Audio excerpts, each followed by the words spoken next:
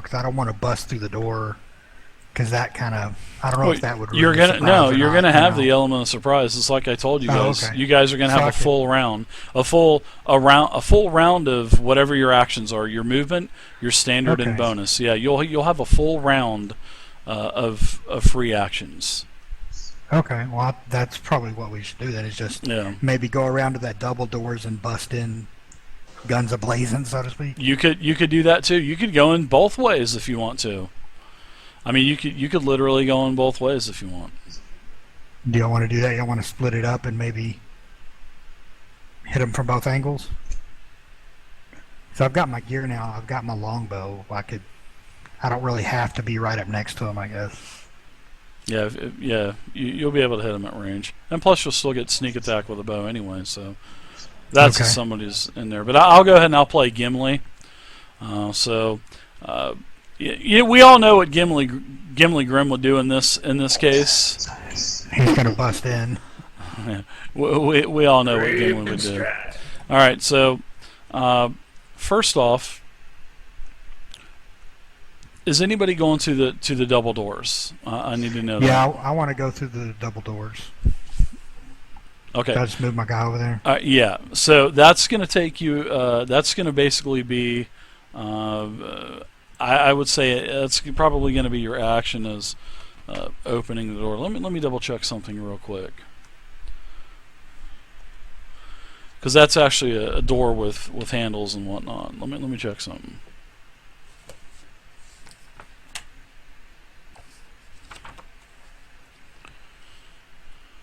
Also, I had my swords before. Do I need to? What do I need to do to switch to my bow? Do I need to? Is that an action or? No. Half your movement, right? Nope. That's nope. In D&D 5e, anytime that you pull a weapon out, that's part of your movement. It's just part. It doesn't cost you anything. The only thing what costs you half your movement, Ren, is when you stand up from being prone. So that's what costs you the half movement. But no problem. Okay, You I want got to it. switch to my bow then.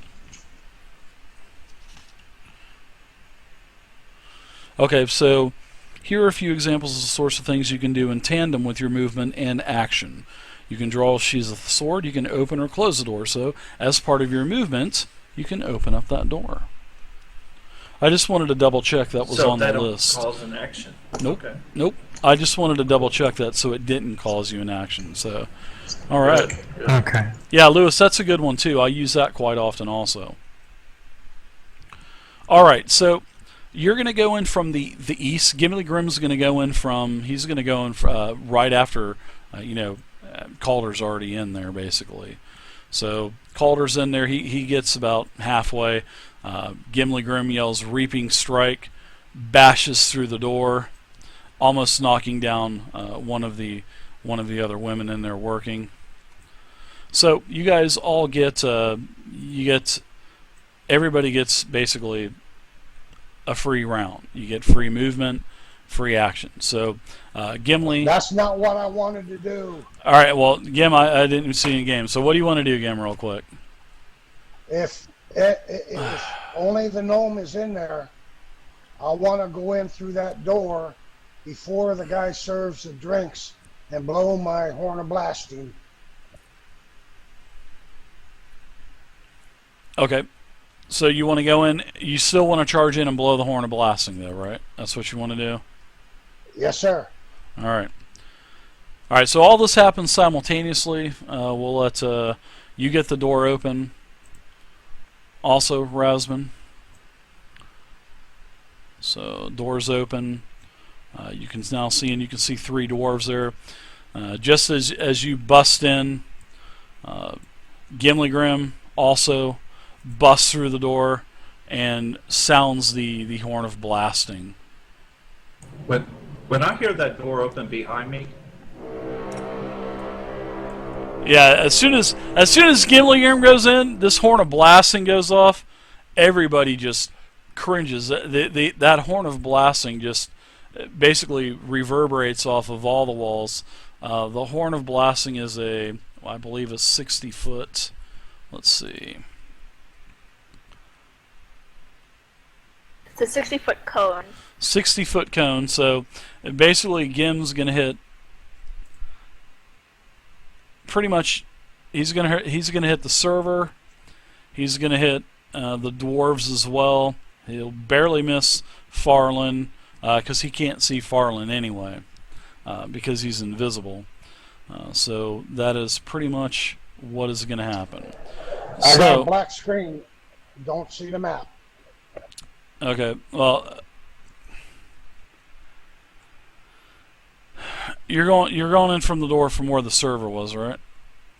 That's correct. All right, yeah, and basically as soon as you barge in, you're gonna hit that horn of blasting.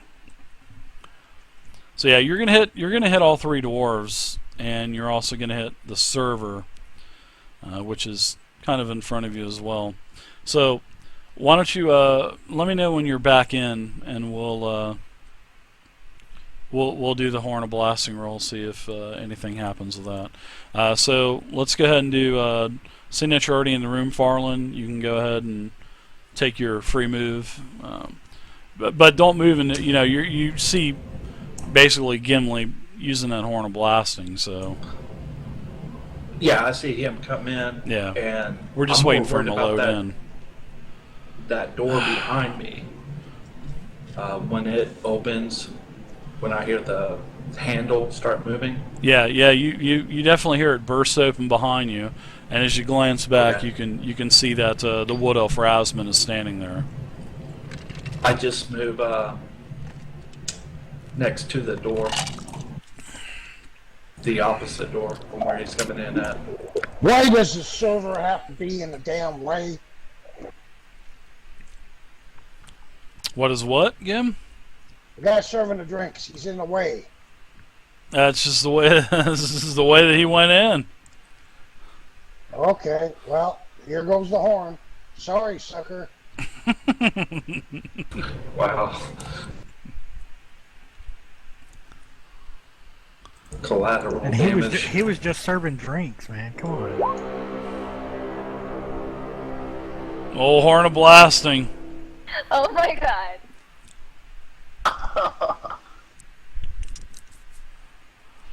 All right, so the horn of blasting. You rolled a 96. There's I think there's what a 20% chance of the horn exploding, which it doesn't. You are safe, Gim.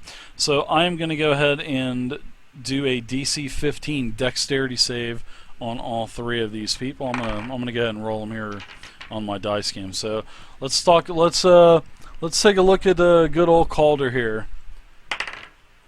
He failed his saving throw. He takes a full 25 thunder damage, and Calder basically he goes down. Everything on Calder's plate basically shatters as well. All of the basically the ceramic mugs, they basically shatter as they hit the ground. So Calder, poor Calder, goes down, possibly unconscious, dead. I'll let you know in just a second. First dwarf here. I need to look at a stat really quick. Say a dexterity saving throw. So there's a no bonus on that. All right. So I'm going to roll 3 more saving throws. The dwarf closest to you. That is a 12 dexterity saving throw, which is a fail. He takes the full 25 damage.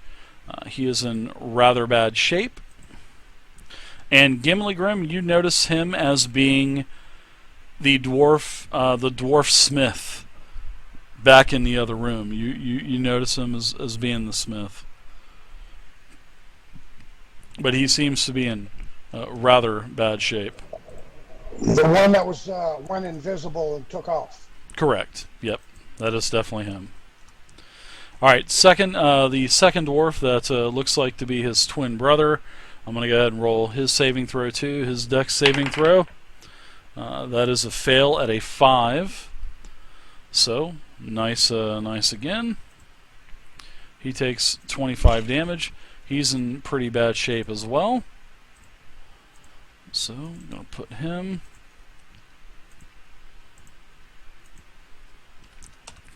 Last but not least, the Duergar that's up here on the northern wall. His saving throw is a 4, which is also a fail. He's in pretty bad shape also, and in a weakened condition. All right. I could see him being lifted off that bench and into that wall. Yeah, yeah, yeah. He had a glass, a couple glass plates, and basically the plates exploded. All of the glassware. All of the glassware on these dwarves basically exploded. From the I'm not even going to do the saving throws with disadvantage. I'm not even going to do that. So, all of these plates and stuff. Food basically just shatters up and flies up into the air and stuff. So, all right, Gimli Grim, that's about it for you. Let's go to Farland, what are you doing now that Gimli's back? You moved, and were you going to do anything else? I have to look action. No, I'm just... Okay. Rasman? Okay, so you said this first one directly in front of me, that's the smith that basically he's the one that told me there was magic was going to kill me. Yeah, you know him as Rundar. Door. Yep, you know him as Rundar. Okay. Yep, you sure do. I mean, I know that he's so dead. they treated me. You said they treated me better because of my skills.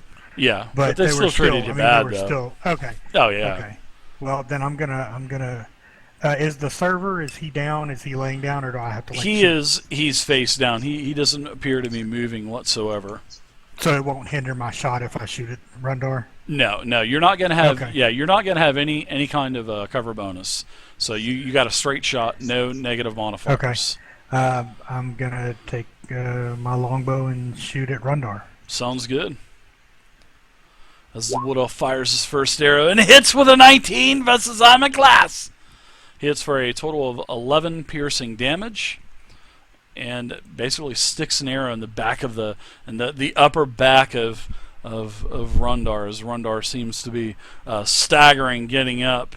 He was sitting on the bench, so he's not really in a prone position. So, I'm not giving you disadvantage on the attack. Not going to give him, basically they're just sitting there. So yeah, you hit him hard, lodge an arrow directly, basically in his back. He's getting up. It looks like he's grabbing his beautifully exquisite maul. That he always, took pride in his maul and always would threaten you with it if you ever broken any locks or sabotaged any locks. So, all right. Next up is Free. Yes. I was just gonna say, do I get any? Does a sneak attack account if he's surprised or? Yeah, actually you would. So you would get sneak attack damage. I'll add 4 more damage onto that. I'm sorry, and thank you for bringing that to my attention. That's all right. I know there has to be a person next to him, but I thought if it was a surprise, you would get it. So. Yep, Surprise, absolutely. Yeah. Yep. And everybody gets advantage on their attacks too. So you had advantage, so you got the 19. So, all right, Free. What would you like to do? All hell is breaking loose, man. That horn of blasting. You heard glass shattering, stuff splattering on the walls, dwarves yelling. You heard what appears to be, you heard a screech of death. Ah! Ah! Realizing what happened, I said, "Damn it, dwarf! You've done it again, haven't you?" Yep, he's holding that horn of blasting. He's not scared to use it. And I got a grin on my face. All right, Free, what are you doing? DM's most famous words ever. What are you doing? Or what do you do? Crasher. That's going to be... I can't get through the door, Dave. Sure you can. You can go through... Oh. I'm trying to. It won't let me. Oh yeah, my bad. I got the the dynamic lighting while there. Sorry about that. I took it off. You can get through now. Zoinks! My bad. All right. So as you go through, you can see that there's food all over the walls now. Dwarves are standing up, grabbing their weapons. You can hear commotion coming from the north as well, and then you see poor Calder face down in a puddle of ale on the ground. Doesn't look like he's moving. What do you do, Crasher? I move up to him. I give him a slight slap as I go past him. We'll give you that as a free action. We'll give you that free action. As you nudge And him then on the I'll, seeing that we need to get rid of these guys quickly, I'll start launching a It sucks. flame These and dwarves had use healing potions on them. with Eldritch Blast. I'm going to do some saving throws. Failed. Failed. Eldritch Blast with advantage 25, and that was the closest one. Now, you were attacking the smith from the other room, right, Rundar? Which you are able to identify. Yeah, correct, right there. Alright, so you hit with a 25, you hit for a total of 10 force damage, and Rundar actually goes down. Rundar goes down from your Eldritch Blast as it slams him directly in the face as he starts to turn around. Alright, anything else for you? You go ahead and take your last movement. Mrs. Wren, what would you like to do for your free round?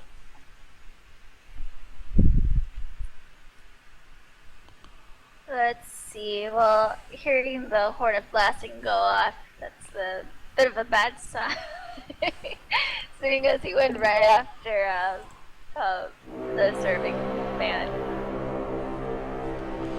Gimli loves that horn. Gimli smiles every time he hears that horn. I love it. That's right. I found that sound bit just for him because I knew he'd be using the shit out. Actually, I found it for you and Sandman because I knew you two would be using the hell out of it. Alright, Ren, so you move into the room. You see poor Calder. Calder of the Harkenvold face down in a pool of shoddy, stinky dwarven ale. You see broken dishes, bowls, chairs turned upside down.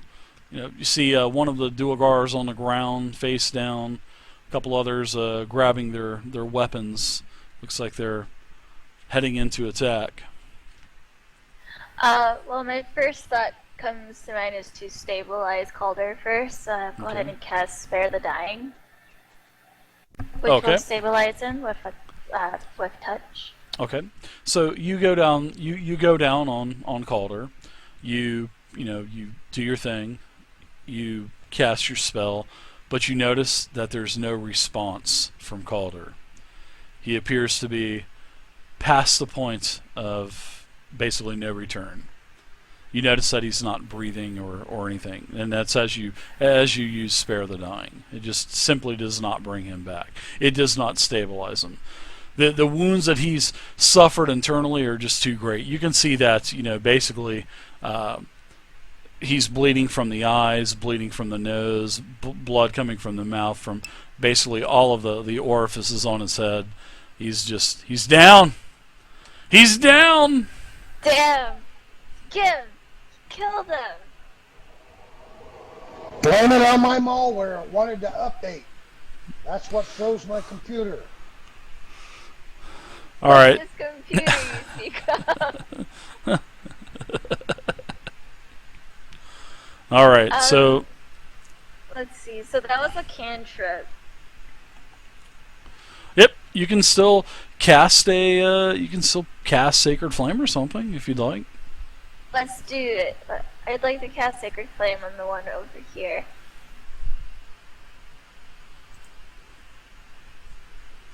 All right.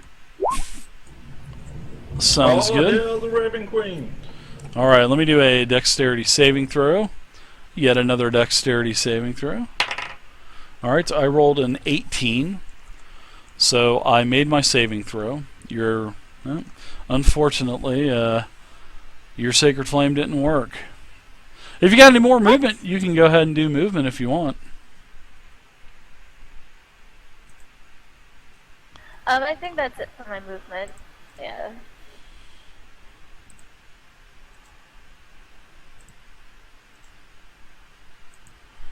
All right. So, well, we all know what time it is now. So let's go ahead and roll initiative.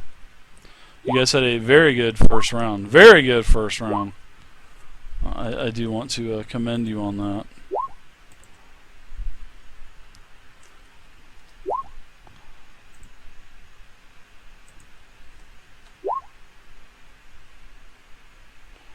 Let's, we've got some other Dugars that will be joining.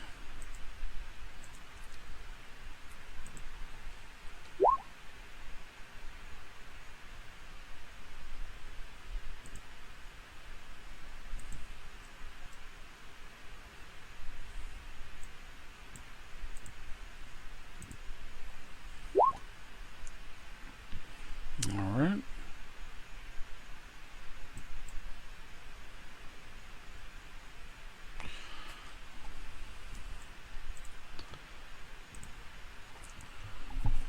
All right, so Free, you've actually got the jump on everyone. You are first in the tracker. So what would you like to do? Farland, did yours not show up? It's not in there. No, I show you got a 13, but I don't see it in the list. I guess not. Yep. We'll go ahead and add your 13 in there, and I'll drag you up. All right, Free. What say you?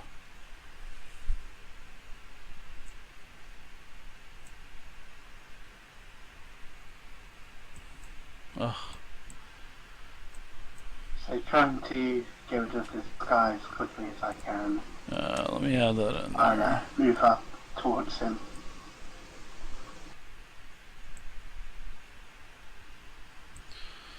Start to cause a crackling sensation in my hand as I cast Shocking Grasp. All right. As bolts of lightning, well, bolts of electricity whirl around your hands. You cast it. Do you have a macro for it, or? There we go. Nice. Shocking Grasp. Ooh. Wow. Unfortunately, you know what that means, buddy. You know what that means. Wow, nice horn. The horn sounded really good tonight for some reason. All right, so what I'm going to do is I'm going to let you take a spin on the Wheel of Misfortune. So I apologize for that, but I love the Wheel of Misfortune. It always adds flavor to the game. All right, so let's see. That my horn worked. All right, so you know what to do. Tell me when to stop spinning. Free. Grand Marmota, thanks again for the follow. Let's stop. All right, Now. let's see what happens.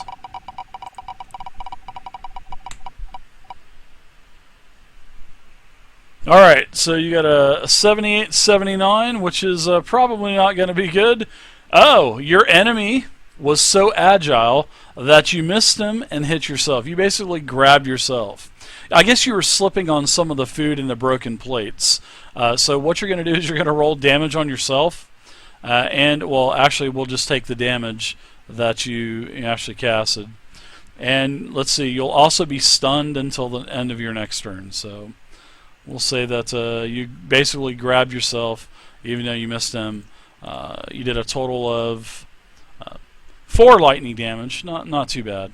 But the thing is, now you're stunned until the end of next round.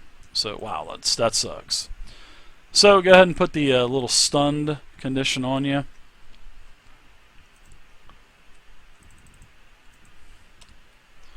Alright.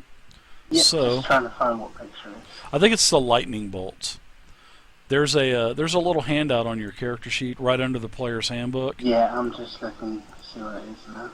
Yeah, stunned is the lightning bolt. Alright, so next will be actually the dwarf that you just tried to shocking grasp. So why don't you read me real quick what stun does? I think that leaves you incapacitated and gives the attacker, advantage on his attack roll. I think so. Stunned is incapacitated, can't move, and can speak only facingly. Put it automatically fails, throws and deck saves, attack rolls against creature has advantage. Alright, so he's going to take his war pick, and he is going to shove his war pick into your head. And that is going to be an attack with advantage.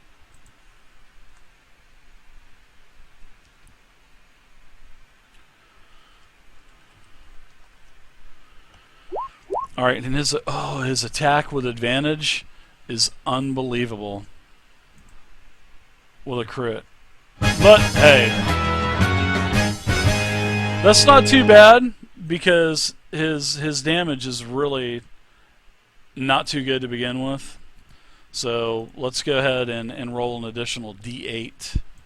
And I'm just going to go ahead and roll that here on my end. Which is, wow. You get hit for a total of 5 piercing damage from a critical strike. From That's the war good pick. news. Yeah, 5. You get hit for a total of 5. Did he move over here? Is he next to Crasher now? Who? No, The dwarf that hit him. No, he's right here. He's the dwarf that was right there. Oh, okay. Yeah. I'm sorry. I thought you were doing No, another guy. going this way. not Okay. yet. He's so. What happens now is there is a dwarf as part of his movement opens up the door, basically to the north, and comes out. So let me put him on the tracker. 1, 2, 3, 4. All right, 5. Now, as he's running out, he has a javelin in his hand. Now he's gonna take his movement, his 25-foot movement, and throw the javelin, and he's gonna throw it at the cleric that is right here. All right. So you're gonna have a javelin thrown at you, Mrs. Wren. And oh my God, I rolled a fumble. Yep, I rolled a crit miss. So I'm going to go ahead and take a what's good for the goose is good for the gander. So I'm going to go ahead and take a percentile roll on him as well, and I'll roll my dice here on my desk. I'm in the mood for rolling dice, and I don't know why. So I rolled a 5, which is not too good. Well, it's not good for you anyways. So basically, what has happened is the dwarf slipped on all of that food as he was running in the heat of all this combat. He needs to make a DC 15 Dex saving throw, or falls prone. All right. So I'm going to make his saving throw, which has no bonus, which is a 9. He failed. This dwarf falls prone as he launches the launches a javelin, misses, hits the wall way above you, and basically falls prone. Nice. So now, next I've got another dwarf coming out of this room. Actually, I have 2 more dwarves coming out of this room with a 17 and a 15 initiative. So the first dwarf also wielding a javelin. Oh, this dwarf is barely going to be able to probably get out. 3, 4, 5.